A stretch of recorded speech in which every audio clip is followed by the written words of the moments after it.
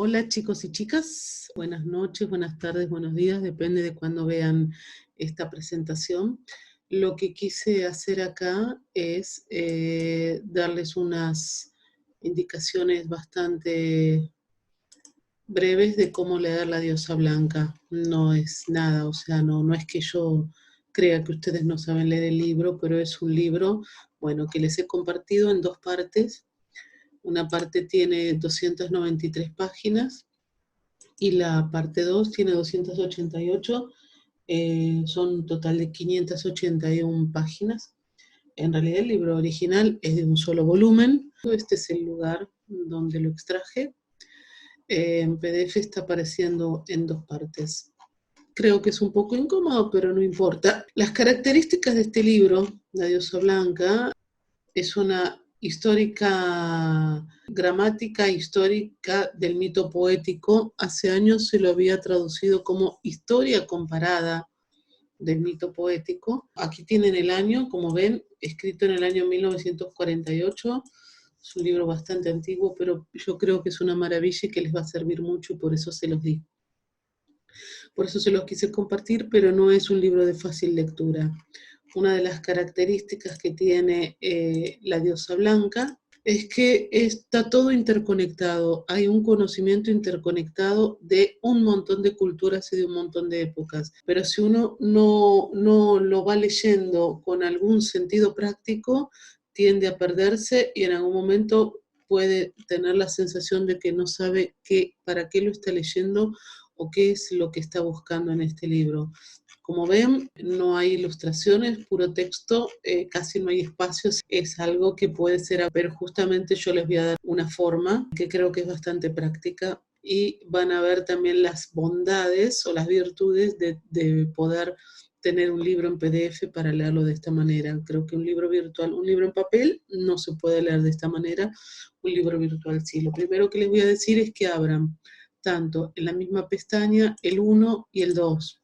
Como no es en realidad 1 y 2, es parte del mismo libro, es posible que algo que no encuentren en la parte 1 esté en el 2. Entonces yo les recomiendo que lo tengan las dos partes abiertas. Bien, es algo tan sencillo leerlo. Bien, esta parte está en inglés, todo el resto en castellano. Ustedes saben que cómo se traduce fácilmente algo así. Si ustedes quisieran saber, bueno, a quién está dedicado, esto es bastante fácil, ¿no? Porque hacen un copiar, esto se puede copiar y luego, bueno, buscan el Google Translator, que siempre tendrían que tenerlo preparado antes, no como yo, y bueno, ponen inglés y les aparece ahí, y entonces ya, miren qué rápido. Todos los santos la vilipendian, habla de la diosa blanca o la diosa triple, todos los santos la vilipendian y todos los hombres sobrios, gobernado por el medio dorado del dios Apolo, en desprecio de que navegue para encontrarla en regiones distantes, lo más probable es que la abrace, a quien deseaba por sobre todas las cosas saber, hermana del espejismo y el eco. Qué lindo. No lo había leído otras veces esto o no lo recordaba. Sí, es bastante lindo lo que está diciendo. No estaba en los planes del video hacer esto. Entonces ustedes, hay pocos textos que no están traducidos. Creo que esta es la única parte que no está traducido. Era una virtud no quedarse para seguir mi camino testarudo y heroico, buscándola en la cabeza del volcán, entre de hielo, o donde la pista se había desvanecido, más allá de la caverna de los 7 durmientes, cuya ceja ancha y alta era blanca como la de cualquier leproso, cuyos ojos eran azules, con labios de bayas de cerval, con el cabello rizado de color miel a las caderas blancas. Está hablando de una imagen de la diosa blanca. Savia verde de primavera en la madera joven, agitada, celebrará la montaña madre, y cada pájaro cantor grita un rato por ella. Pero estoy dotado, incluso en noviembre. Noviembre está hablando del noviembre del hemisferio norte, ¿sí? Cuando está llegando el invierno. Más crudo de las estaciones. Con un sentido tan enorme de su magnificencia desnuda, olvido la crueldad y la traición del pasado, descuidado de donde puede caer el próximo rayo brillante. Bueno, ustedes ven que en este texto ya tenemos un montón de significado simbólico. Acá estaba la traducción. Bueno, perdón, no la había visto. Aquí abajo estaba la traducción. Bueno, habla de la famosa diosa blanca, diosa triple, que es una visión de lo que podría ser la luna, de lo que podría ser la tierra, de lo que podrían ser las diosas del precristianismo bastante antiguo. Cuando ustedes tomen este libro, busquen cualquier palabra que a ustedes les pueda resultar de interés, algo que estemos, por ejemplo, estudiando en el curso. Entonces vamos a hacer un ejemplo. Van a poner en el teclado la tecla Control F y ahí les aparece buscar. Creo que también les podría aparecer acá. A ver, buscar, es lo mismo. Control F en el teclado o con la lupa acá, buscar. Y a partir de ahí, bueno, como ustedes ven, yo estuve buscando la palabra manzano en este texto. Porque si yo no busco si no le marco una directriz en mi búsqueda, ya les digo, me pierdo en todo esto, me pierdo. Entonces, tengo que ir buscando algo, un tema, una palabra que yo le ponga. Después de eso, van a encontrarse con asociaciones, porque este libro es toda una red, es una red de asociaciones de un montón de cultos poéticos de muchos siglos. Creo que es un tesoro este libro, pero hay que saber encontrar ese tesoro en medio de tanta palabra y hay que aprender a descifrarlo. Entonces vamos a buscar, por ejemplo, vamos a buscar Odín, ¿no? No, o Thor. Vayámonos a un recurso bastante lineal a ver qué dice este libro del dios Thor, por ejemplo. Entonces voy.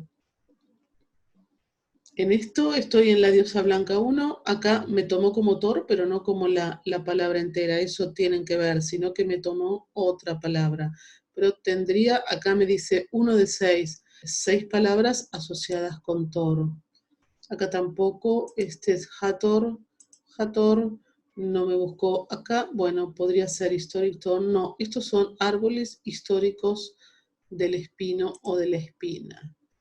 Acá sí, finalmente acá, en la búsqueda número 5, me apareció la palabra Thor y justamente hay algo muy interesante. Entonces acá empezamos. Uno empieza a estudiar el libro a partir de un tema que propone de interés. Entonces acá habla de una asociación de la letra D que tiene que ver con Duir, que antiguamente estaba relacionado con el roble. Justamente, bueno, Thor es un dios asociado con el roble. Entonces acá tenemos y nos dice que el roble es el séptimo árbol dentro de los árboles jefes. El jefe de los dioses irlandeses antiguos. Se llamaba Dagda. Y Thor y todos los otros dioses del trueno, ¿sí? Porque hay muchos dioses del trueno según la mitología donde estemos o según la región o según la época. Acá hace alusión al otro libro muy importante que es La rama dorada de James Fraser, y acá que dice que se refiere al sacrificio humano del rey roble de Nemi, el día de San Juan, 24 de junio. El 24 de junio correspondía justamente, nosotros hablamos del día de la liberación, el día donde terminaba justamente el ciclo y comenzaba el otro ciclo y justamente tenía que ver con el pleno solsticio de verano del hemisferio norte. Para nosotros, este 24 de junio correspondería a nosotros, los que estamos en el hemisferio sur, correspondería al 24 de diciembre. El combustible de las fogatas de ese día, es decir, saquémosle qué dice el día de San Juan, porque eso ya fue tomado por la Iglesia cristiana, pero estas celebraciones eran anteriores. Entonces, el día que se hacían las fogatas del solsticio de verano, el combustible de las fogatas de ese día, siempre es con roble. Y también si nos vamos más atrás en el tiempo, esto es lo que tiene este libro, que de repente está hablando de los celtas y entonces aquí nos vamos a Roma. El fuego de Vesta en Roma también era alimentado con roble. Cuando Guión dice en la Cat Godot, recio guardián de la puerta, habla del roble, recio guardián de la puerta, su nombre en todas las lenguas, quiere decir que las puertas están hechas ordinariamente de roble, por ser la madera más fuerte y resistente, y que Duir, el nombre del roble en el Bet Luisnion, que es el alfabeto de los árboles celtas, significa puerta. Acá dice puerca, pero es puerta. En muchos idiomas europeos, incluyendo la antigua palabra goidélica dorus. ¿Sí? Entonces ahora nos vamos hacia los griegos. La latina forus, la griega tura y la alemana tur, todas ellas derivadas de la palabra sánscrita dur. Y acá empezamos a ver cómo una palabra y cómo el roble y su asociación con las puertas y la madera asociada con el dios del trueno deriva de una única palabra en sánscrito, dur, y que ahí derivaría también el nombre de los druidas, que serían los videntes del roble. Y que Dalet, la letra hebrea D, significa también puerta, pues la L era originalmente una R. El solsticio estival, es decir, de verano, es la estación en que florece el roble, que es el árbol de la duración y el triunfo. Y se dice que, como el fresno, corteja al relámpago. El relámpago en la mitología de las runas es Thor. Se cree que sus raíces se extienden bajo tierra tan profundamente como se elevan sus ramas en el aire. Virgilio lo menciona. Eso también nosotros lo vimos en la asociación con el tejo. Lo que le hace símbolo de un Dios que gobierna el cielo y el infierno. Estamos hablando, en este caso, del roble. Acuérdense cuando en un momento dijimos que no existía un acuerdo, acá en un momento mencioné el fresno, no existía un acuerdo unánime porque eso dependía de las épocas y de las regiones donde hubiera pasado, digamos, los pueblos que compartían una misma mitología, que el árbol del mundo podría tratarse, según los textos, de un fresno, de un tejo o de un roble. El roble también se llama encina. ¿Sí? Bueno, en este caso haría alusión que entre los celtas el árbol del mundo sería un roble. Tal vez entre los germanos podría tratarse de un fresno, o entre los germanos tal vez fuera un tejo, y entre los escandinavos un fresno, pero en realidad eso es, no importa que sea, importa que todos estos árboles tienen un contenido muy simbólico y eso es lo que ustedes tienen que saber cuando estamos hablando de las runas. Es decir, esto es una entrada al mundo mágico de las runas. ¿Se entiende? El mundo mágico, el lenguaje mágico es un lenguaje poético y es un lenguaje cifrado. Y este libro es una puerta para ese lenguaje cifrado. Si ustedes logran ir leyendo este libro, van a encontrar, van a saber de qué se trata el lenguaje poético antiguo y van a encontrar cuál es el código que utilizaban. A veces reemplazaban una idea con un árbol, porque ese árbol era el representante de un mismo arquetipo, de una misma energía. Entonces acá, bueno, buscamos a Thor y nos encontramos con el roble. Y al encontrarnos con el roble, nos encontramos con todo lo relacionado con el roble y acá nos estamos yendo hacia Grecia y acá habla de otro, en todo caso el roble oracular, entonces acá nos habla de un roble que se utilizaba como oráculo de Dodona, era un fegos, no un drus, es decir, no era un roble tal cual lo conocemos ahora, que sería un drus, sino un fegos. Y bueno, y ahí habría que ver qué tipo de árbol es el fegos, pero bueno, no importa.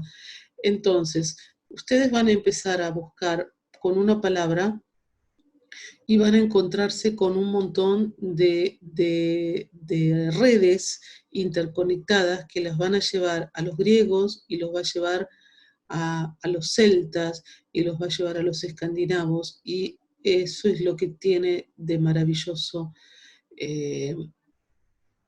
este libro. Mientras les hablo estoy leyendo. Entonces acá tenemos, miren, acá tenemos a Merlín. No lo buscamos a Merlín, pero lo podríamos haber buscado. Ahora vamos a buscar a Merlín. Oh, bueno, me olvidé de algo, pero esperen, ponemos a Merlín y lo buscamos. Aquí estamos. Tenemos 6, acá dice 1 de 6, 6 asociaciones, pero también podríamos buscarlo y ahí copiamos, hacemos más sencillo, y buscamos también qué pasa en el 2. Y entonces vemos, tal vez en una de las dos partes nombra más a una palabra que en otra, no importa. Acá tenemos 8 asociaciones con Merlín, ¿sí? Y entonces acá me dice que Merlín obtuvo las piedras en Irlanda, pero la tradición se refiere tal vez a la tierra de Erin. Y Erin o Eire o Etiu. Erin, Eire o Etium era una diosa del destino pre-celta que dio su nombre a Irlanda. Erin, explicado habitualmente como el dativo del nombre Eriu, puede ser la triple diosa del destino griega, Erinia, a la que conocemos como las tres furias. Acuérdense cuando nosotros hablamos de las tres nornas, entonces ahí empezamos a asociar todo. Las tres nornas de la mitología nórdica son también es una diosa triple del destino griega, que se llama Erinia. Es decir, si nosotros empezamos a darnos cuenta de esto, ¿qué entendemos? Que finalmente los arquetipos básicos, las energías mágicas básicas, se repiten y se replican en un montón de regiones con distintos nombres. Lo que nosotros tenemos que saber a veces es que con un nombre u otro estamos hablando de la misma energía, pero si no lo leemos tal vez no nos dimos cuenta. El ámbar, acá encuentro algo que me puede interesar, ¿no? Busqué Merlín y de repente me fui a un texto que me dice el ámbar encontrado en los túmulos de las cercanías. Los túmulos son eh, las, eh, los entierros funerarios que se hacían con pequeñas montañitas, con pequeñas colinas, ¿sí? El ámbar encontrado en los túmulos, son túmulos funerarios, en los túmulos de las cercanías de Stonehenge, es en su mayor parte rojo, no dorado, como el encontrado en la costa fenicia. Ahí puede entonces estar diciendo que los pobladores de Stonehenge eh, estaban relacionados o estuvieron relacionados con los fenicios. El 72, no sé por qué leo esto, pero bueno, me lleva a leerlo. El 72 sería el principal número canónico en Stonehenge, los 72 días de la estación del solsticio estival. Es decir, que el solsticio estival eran 72 días. Nosotros, ¿cuánto tenemos de cada solsticio? Tenemos 3 por 3, 9, más o menos 90 días, ¿no? El solsticio y después viene el equinoccio. Bien. El 72, miren esto, el 72, repito, chicas y chicos, era el principal número canónico de Stonehenge. Los 72 días de la estación del solsticio estival, 7 y 2, 9. 9, los 9 mundos. 9, el principal número en la mitología nórdica. El 72 era el número más grandioso del Sol. 8 multiplicado 9 veces por la fértil luna. ¿Se acuerdan cuando vimos en el curso de magia los que estuvieron los amuletos, sigilos de 8 brazos que incluían en el centro el 9? 8 brazos más el centro 9. La luna era Latona, la madre de Apolo, Hiperbóreo. Apolo Hiperbóreo está muy relacionado, según, bueno, la gnosis hiperbórea, con Balder. Yo hago una asociación en mi libro con eso. Ustedes saben que he tenido un comienzo hiperbóreo dentro de las runas y luego me fui más hacia una senda más tradicional, pero mi comienzo fue un poco más esotérico que oracular en las runas. Bueno, entonces acá tenemos la madre del Apolo Hiperbóreo. Está hiperbóreos de la senda hiperbórea que estudian las runas lo asocian a este Apolo con Balder, el dios que renace después del Ragnarok.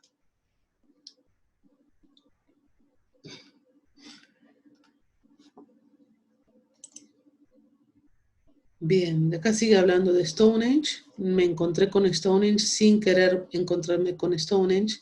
Y vuelvo al 1 a ver qué me dice de Merlín. A ver, sigo. ¿Qué me dice? Un poema primitivo de Cornwallis describe cómo el druida, es decir, que era un druida, era un monje druida, el mago Merlín, era un monje druida que también se llamaba Merdín o Merlín, salió a primera hora de la mañana con su perro negro en busca del Glein o huevo de serpiente mágico. Acá tenemos un símbolo, huevo de serpiente mágico. En realidad la serpiente, más allá de la figura cristiana de la serpiente que era estereotipadamente mala, porque era la tentación, la serpiente sería el acceso a determinado conocimiento a través de la manzana y a través del árbol de la sabiduría. Entonces, acá hablamos que Merlín salió en busca del Glein o el huevo de la serpiente mágico, que dice probablemente un erizo de mar fosilizado como los que se encuentran en los cementerios de la Edad de Hierro. Y cortó la rama más alta de la copa del roble. Gwion se dirige a sus colegas, los poetas, llamándolos druidas. Poetas, druidas. Los druidas eran monjes, eran magos, y sin embargo acá son poetas. Y acá volvemos a lo que yo les decía al comienzo. La poesía, el mito poético, en la antigüedad y más atrás de la antigüedad, era el lenguaje cifrado de la magia. Ahí nace la poesía. La poesía no nace como una especie de solamente de dejarse llevar por un verso de tipo creativo, no. La poesía nace como una forma de cifrar un determinado conocimiento para que solo algunos pocos pudieran acceder. Así que acá tenemos una alusión de que los poetas eran druidas, es decir, que los poetas eran magos. Los antiguos misterios poéticos se han convertido en una maraña a causa de la prolongada hostilidad de la Iglesia, pero tienen un porvenir prometedor ahora que la literatura prospera fuera de los monasterios. Claro, cuando nosotros, y esto es el problema que a veces tenemos dentro de la mitología escandinava, que nos ha llegado a través de los Edas, y que fue escrita, fue pasada escritura, no es que fue creada, fue pasada escritura por monjes cristianos en Islandia.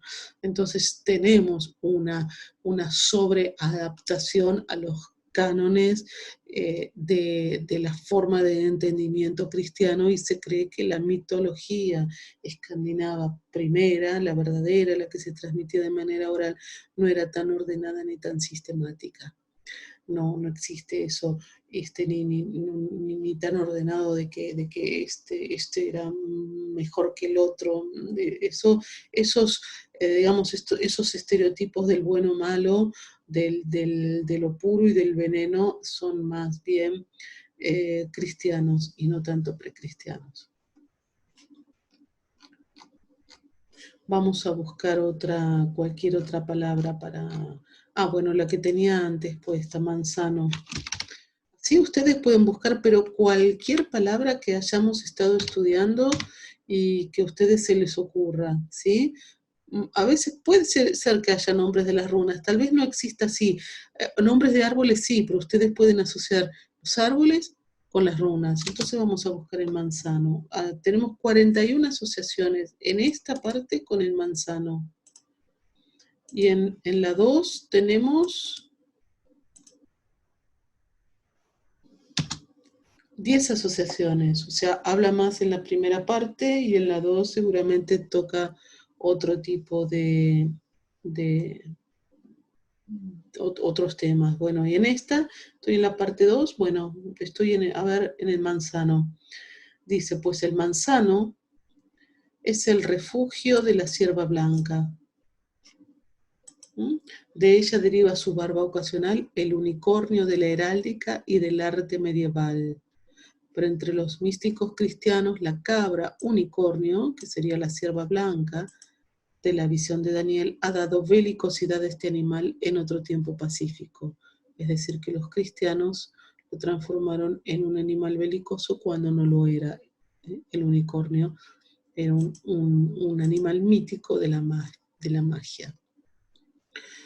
En Britania y Francia, el ciervo o cierva blanca no fue desalojado por el unicornio, perduró en la tradición popular y figuraba en los romances medievales como símbolo del misterio. Entonces acá nos encontramos que la cierva blanca es un símbolo de misterio y es el refugio, y el manzano es el refugio de la cierva blanca, el manzano es el refugio por asociación del misterio, ¿sí? Y eso por esa misma razón a mí me gusta asociar la runa Perto, que es una runa del misterio, con el manzano. Para mí es el árbol que reúne las características de la runa Perto. No todos piensan lo mismo, pero si yo estudio todo esto, cuál era la visión antigua del manzano, lo que significaba, era el refugio de la cierva blanca, y la cierva blanca era símbolo del misterio, y bueno, entonces digamos que mi asociación de Perto con el manzano la veo bastante más real y más posible. Ahí, bueno, y acá de repente estaba buscando el manzano y me encuentro con el tejo, tejo, tejo, fiel a los tuyos, se te encuentra en los cementerios, hiedra que creces como la hiedra, se te encuentra en el bosque oscuro. Abedul, suave y bendito, melodioso y orgulloso, el abedul era la runa Berkanan. Abedul, y ahí fíjense lo que era la runa Berkana, ¿no? Runa de crecimiento, buen amor. Ahí dice Abedul, suave y bendito, melodioso y orgulloso. Bellas son tus ramas, enredadas en lo alto de tus copas. Acuérdense lo que podía significar Berkanan, representada en el abedul, y acá encuentran una corroboración de que el árbol significaba eso, es decir, los árboles eran representantes de atributos de los dioses y también atributos humanos y atributos de arquetipos. Y le asignaban también días, el aliso a Saturno, Bran, el manzano a la diosa del amor, Venus o Freya. Yo también lo asocio a Freya, pero no son muchos los que hacen esa asociación del manzano a Freya y del manzano con el misterio. Entonces muchos ven que asocian a Freya con la runa Feju, pero a mí me gusta asociar a Freya con Perto, porque para mí Perto está asociado al manzano y el manzano está asociado a Freya. Entonces, bueno, yo sigo esta línea que sigue Robert Graves del mito poético, y a veces en algunos libros de runas no siguen esta línea, no sé qué línea siguen realmente, pero bueno, nada, ustedes tienen que leer todo. Y acá, bueno, el roble al dios del rayo, Júpiter o Thor, ¿ven? El roble, el rayo, Thor, eso tampoco todos hablan de eso. Y acá les daba días. El abedul para el sol, para el domingo, luna, lunes sauce, martes el acebo, miércoles el avellano, jueves el roble, viernes el manzano, Venus con la letra Q. Bueno. Y a ver qué otras cosas podríamos buscar. Utilice como les plazca este libro, pero viéndolo de esta manera no se van a perder y van a ir encontrando exactamente cada uno de los temas. Dice entre los irlandeses y los piratas daneses y escandinavos. No, llegué mal. Parece que las leyendas acerca de la guerra entre estas dos naciones fueron tratadas por poetas posteriores en forma de ciclos de baladas que celebraban las guerras del siglo IX entre los irlandeses y los piratas daneses y escandinavos.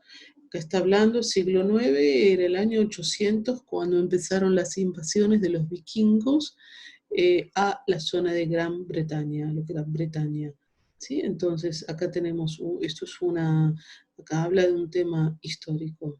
Odín, el mago y autor de runas, fue llevado a Irlanda, se le identificó con su equivalente Gwydion.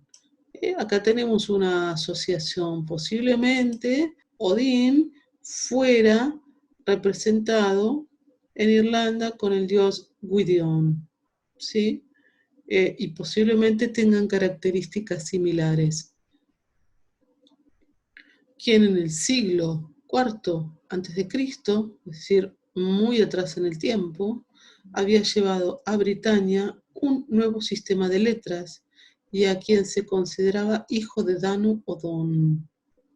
Miren, es decir que estamos hablando de que el dios Gwydion, que se lo hubiera identificado con Odín o Odín con Gwydion, se lo consideraba un dios que había llevado un sistema de letras relacionado con la elocuencia y con el conocimiento. Esto en realidad es parte del movimiento de la humanidad, ¿no? Del movimiento del pensamiento de la humanidad, y que ustedes en este tipo de libros lo pueden empezar a juntar en un solo trozo de conocimiento para que ustedes se den cuenta de que es todo parte de lo mismo. Dividimos y hablamos de un pueblo y del otro, y de un sistema de letras y otro sistema de letras, pero finalmente el conocimiento básico de lo importante, de los misterios de la humanidad y los misterios del pensamiento mágico termina siendo lo mismo, con distintos nombres en un lugar y otro. Me sigue hablando del manzano. Y acá hay algo, no sé quién lo dice, porque la obra poética de Job, esto no sé si es la Biblia o no, pero bueno, dice, debajo de un manzano, mediante la pura meditación, en la tarde de un viernes, manzano, viernes, en la estación de las manzanas, cuando hay luna llena. ¿Ves? Ahí tienen un lenguaje cifrado. Alfabeto o punta dedos. A ver si busco dedos, porque se llamaba el alfabeto de los dedos. Es lindo. En el alfabeto de los dedos. El mirto no aparece en el Bet Risnion, pero muy bien puede ser el equivalente griego de la restante consonante de ese alfabeto que tiene 5 rayas. Entonces había alfabetos que se hacían con rayas. Y eso era también una forma de lenguaje cifrado. Hay unas runas que son runas codificadas, runas secretas que son hechas con rayas. No estoy encontrando lo que quería, pero no importa. Acá, ¿qué me está hablando? Que los dedos de Blodubit, bien, lo podemos decir Blodubit. Generalmente la W, según si fuera en Escandinavia, se diría como una V. Y si fuera en Britania, tal vez se diría como una W. Pero bueno, blood no es blood, no es de sangre, no creo que venga de sangre, no importa. Que los dedos de Blodeuwedd sean más blancos que la novena ola del mar. La novena ola del mar es la que habría dado origen al dios Heimdall en la mitología nórdica. Y acá tenemos otra asociación. Acá aparece Heimdall. ¿Ven? Acá encontramos otra asociación. Entonces, prueba que los dedos de Blodeuwedd sean más blancos que la novena ola del mar, prueba su relación con la luna. El 9 es el número primo de la luna. La luna produce las mareas y la novena ola es tradicionalmente la mayor. Así Heimdall, el equivalente de Liu, portero del cielo escandinavo y rival de Loki, acá tienen una asociación de dioses, era el hijo de la ola o el hijo de la novena ola, por haber nacido de 9 olas por medio del encantamiento de Odín. Odín sería entre los britanos Gwydion. Después de su pelea con Loki, en la que ambos vestían piel de foca, Heimdall recibió la manzana de la vida en la muerte que le entregó Iduna, nacida de las flores, equivalente de Bloodweed, la manzana de la vida en la muerte. Las manzanas de Iduna eran las manzanas de la eterna juventud y de la eterna belleza. Pero los escaldos, acá sigue Graves, pero los escaldos escandinavos han alterado el mito concediendo a Heimdall la victoria y ocultando doblemente la seducción de Iduna, la desposada de Heimdall por Loki. Habrían no nombrado algo porque estos dioses escandinavos y de todas las mitologías eran tan distintos de lo que es la religión cristiana, que es todo Dios perfecto, eran dioses absolutamente humanos, con falencias, y se engañaban y se hacían bromas entre ellos y se ocultaban cosas y se mataban entre ellos. Pero eran así.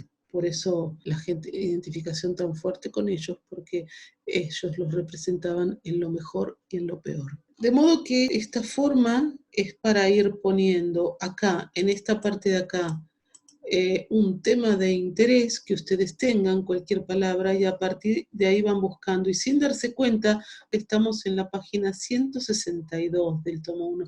No hubiéramos llegado nunca a la 162 si empezamos desde la primera palabrita, porque nos hubiéramos perdido, nos hubiéramos aburrido dentro de temas que por ahí no entendíamos.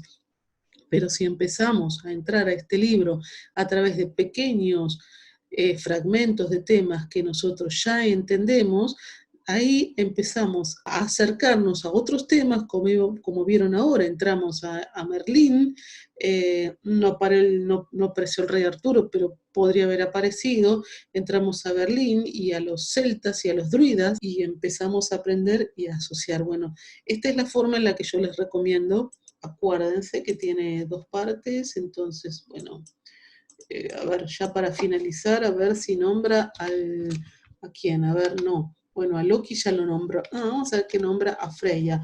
También fíjense que a veces puede que no les aparezca de una manera escrito, pero sí de otra, porque eso también Graves este libro lo escribió en el 48. Y creo que su forma de escribir algunos nombres estaba más influido por la gramática inglesa, y hoy en día tal vez Freya se le agrega una J después de la Y. En ese momento no, entonces seguramente lo encontramos escrito así. Si yo lo escribiera, por ejemplo, con una J, seguramente no me aparece nada, ¿ven? No se encontró ninguna coincidencia. Entonces, cuando no les aparece una coincidencia, cambian y lo ponen así y le sacan la J y estamos hablando de la misma diosa. Freya, también llamada Frigg, bueno, acá es una asociación bastante discutible. Algunos dicen que Freya y Frigga era la misma diosa y otros dicen que no, y otros dicen simplemente que sí, que eran 2 caras de la misma diosa. Acá dice, la fruta aplicada a sus labios, Freya, estamos hablando de Freya, la fruta aplicada a sus labios, estoy acá, a sus labios era probablemente la manzana de la inmortalidad, y el cuervo simbolizaba la muerte y la profecía. El cuervo es de Odín. Odín se apropió del cuervo profético de Freya. Ah, ok, acá, miren qué interesante. Odín se apropió del cuervo profético de Freya. Es la teoría de que algunos dicen que inicialmente Thor y Freya eran dioses mayores que Odín. Y luego Odín fue avanzando, en realidad es la gente la que le empezó a dar prevalencia a Odín, y entonces dice, Odín se apropió del cuervo profético de Freya, es decir, que los cuervos proféticos habrían sido de Freya anteriormente.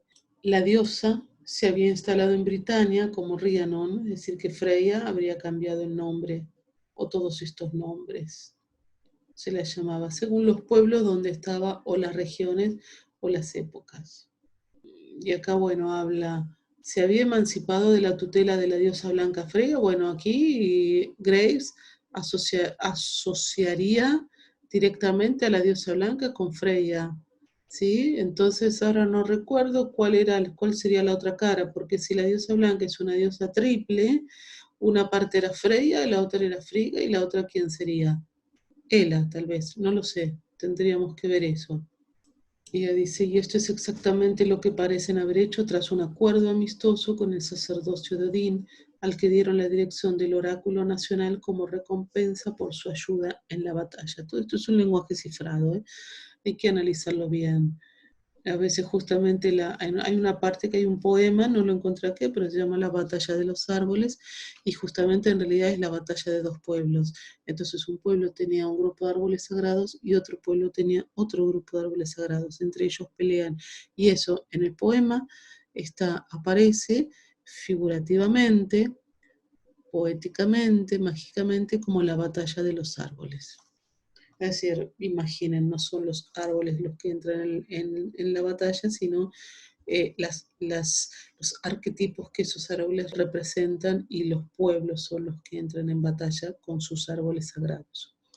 Y acá, bueno, hace una asociación bueno, es difícil determinar cómo se llamaba el dios de la medicina en la Inglaterra pagana, pero evidentemente se hallaba en la misma relación con la diosa invocada por las súplicas que en la que se hallaba originalmente Esculapio con Atenea, Thoth con Isis, Esmond con Ishtar, Diansech con Brigitte, Odín con Freya y Bran con Danu. Son parejas de dioses que serían curativos. Bien, es interminable todo lo que está en este libro, pero bueno, hablan de todo, de los solsticios, de los equinoccios, de dioses.